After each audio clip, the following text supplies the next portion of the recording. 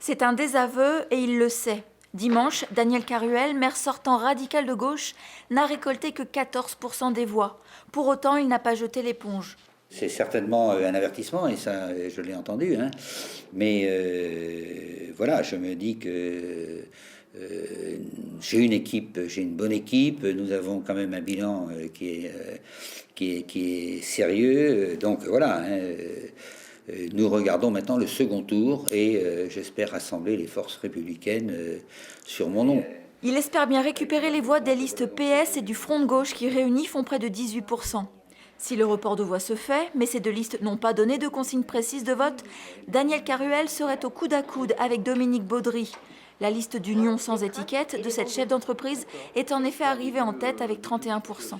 Dès qu'on a lancé notre liste, à partir du moment où on n'avait pas fait le choix d'un parti politique et qu'on était, sur une ligne Grand-Villaise, moi, dès le début, j'ai dit qu'il n'y aura pas de fusion de liste. Aujourd'hui, je ne peux pas me rapprocher de Michel Père ou de Daniel Caruel, puisque c'est le seul en lice à gauche. Donc nous, on est clair dans nos bottes. N'ayant pu s'allier avec Dominique Baudry, Michel Père, candidat UDI, deuxième de ce premier tour, se maintient également. Il espère remonter les 400 voix qui manquent pour passer en tête. 400 voix, ça se retrouve. Eh ben, on va les chercher et tout le monde va venir nous voir. Et ça va marcher. Pourquoi vous en êtes si sûr ?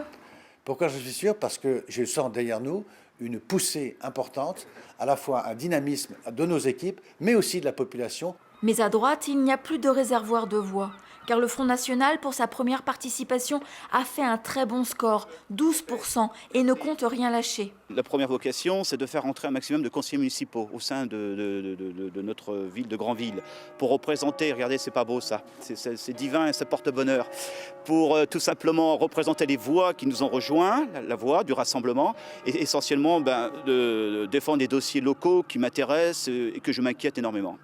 L'abstention avait été forte, près de 40%. Chaque liste espère en la mobilisation de ses électeurs potentiels.